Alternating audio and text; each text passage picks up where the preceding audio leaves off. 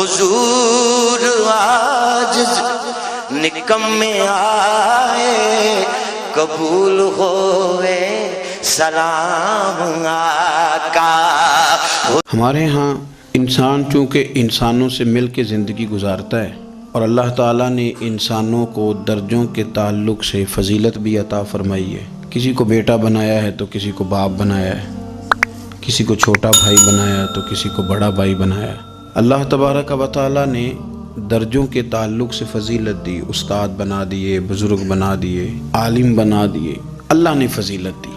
ایک فضیلت وہ ہے جو اللہ نے دی، اور کچھ خیال لوگوں کا اپنا ہے کہ مجھے فضیلت ملنی چاہیے، میرا اعزاز ہونا چاہیے۔ اس میں پھر یہ ہوتا ہے کہ ایک تو انسان اس ارادے کی بنیاد پر کمزور ہو جاتا ہے، ایسی حرکات بھی کر جاتا ہے جس پر اس کا دل اور اس کا ضمیر اسے ملامت کرتا ہے، لیکن اسے شہرت چاہیے ہوتی ہے، وہ بھاگتا پھرتا ہے۔ کئی دفعہ یوں بھی ہوتا ہے کہ مقصود چونکہ شہرت ہوتی ہے، مقصود چونکہ دنیا داری ہوتی ہے، تو پھر دوسروں کو تکلیف دیتا ہے، وہ زبردستی عزت مانگنا، لوگوں کو تکلیف میں مبتلا کرنا، اور خیال کرنا۔ مطلب دو قسم کے داماد ہوتے ہیں، ایک داماد وہ ہوتا ہے جس کے بارے میں پتہ ہوتا ہے کہ پھڈا بہت زیادہ ڈالتا ہے، چائے بھی لیٹ ملے تو شور کرتا ہے۔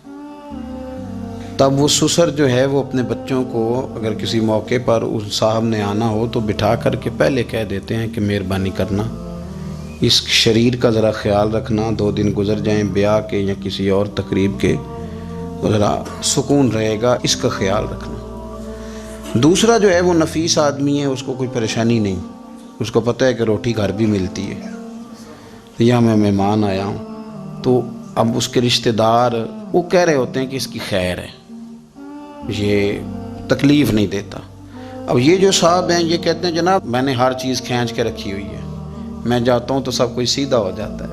وہ بھائی آپ کے شر سے بچ رہے ہیں لوگ، آپ جو اذیت دیتے ہیں اس سے بچ رہے ہیں، آپ کو عزت نہیں دے رہے۔ عزت تو وہ دوسرے کو مل رہی ہے جس کے بارے میں کہا جا رہا ہے کہ یہ اچھا آدمی ہے، یہ تکلیف نہیں دے رہا۔ تو ہم نے عزت کے حصول کے لیے، شہرت کے حصول کے لیے، اپنا آپ دکھانے کے لیے اپنے آپ کو کمزور کرنا شروع کر دیا۔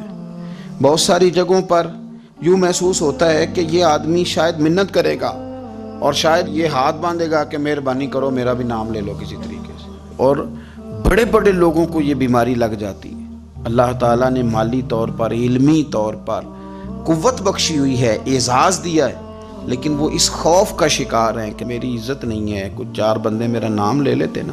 ایک حدیث پاک ہے، اس کو یاد رکھیں، نبی کریم علیہ وآلہ وسلم نے ارشاد فرمایا کہ جو بندہ دنیا میں شہرت کا لباس پہنے گا اللہ تعالیٰ اسے ذلت کا لباس پہنا دے گا۔ یہ بخاری مسلم کی حدیث ہے۔ کیا مطلب ہے اس کا؟ کہ وہ جس رستے پہ چل رہا ہے نا کہ میں یہ کام بھی کروں تاکہ میرا نام ہو جائے، یہ کام بھی کروں میرا نام ہو جائے، فلانا بھی کروں تو میرا نام ہو جائے، چونکہ مقصود نام ہے، اس نے لباس پہن لیا ہے شہرت کا، ارادہ کر لیا ہے شہرت کا۔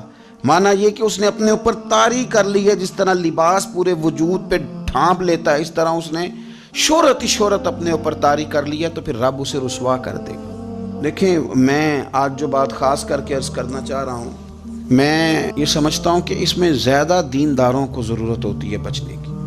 ایک بندہ اس نے حج کیا ہی نہیں تو اس نے حفاظت کیا کرنی، لیکن جس نے حج کیا ہے اس نے اپنے حج کی حفاظت بھی کرنی۔ ایک صاحب یہ ہیں کہ جنہوں نے دین کا نام لیا ہی نہیں، اور ایک وہ صاحب ہیں جنہوں نے یہ کہا ہے کہ میں باشرہ ہوں، میں امامے والا ہوں، میں داڑھی والا ہوں، میں کرتے والا ہوں، میں فلاں صاحب ہوں۔ تو آپ بجائے اس کے کہ بغیر داڑھی والے پر طنز کر رہے ہیں، آپ نے اپنے آپ کو محفوظ کرنا ہے، ان چیزوں کی آپ نے حفاظت کرنی۔ دیندار لوگوں کی تو اب ساری چیزیں اس طرح ہائی لائٹ ہونے لگی ہیں، دکھاوا ہونے لگا، یعنی دعا مانگ رہے ہیں تو فوٹو الگ ہے، نماز پڑھ رہے ہیں تو فوٹو الگ ہے، یعنی آنسو کسی شخص کے آ گئے، کسی شیخ کے، کسی پیر صاحب کے، تو وہ آنسوؤں پر فوکس کر کے لوگوں نے اس کو بھی بیچا میڈیا پہ، فلانا آدمی رو پڑا، فلانے آدمی نے رلا دیا۔ یہ تو اللہ کے ساتھ رشتہ ہے بندے کا۔ اب اس کو بھی فار سیل کریں گے، اس کو بھی۔ حضرت عمر فاروق رضی اللہ تعالیٰ عنہ مسجد میں تشریف لائے تو ایک صاحب بیٹھ کر بڑے زور سے رو رہے تھے لوگوں کے بیچ۔ اللہ کو منا رہے تھے، درد کی بات کر رہے تھے، سوز کی بات کر رہے تھے، اللہ معاف کر دے، اور تڑپ رہے تھے، اور مجمع بڑا تھا اور ہر آدمی پلٹ پلٹ کے انہی کی جانب دیکھتا تھا. تو سیدنا فاروق اعظم رضی اللہ تعالیٰ عنہ نے آج جلال نہیں فرمایا، آج پیار فرمایا.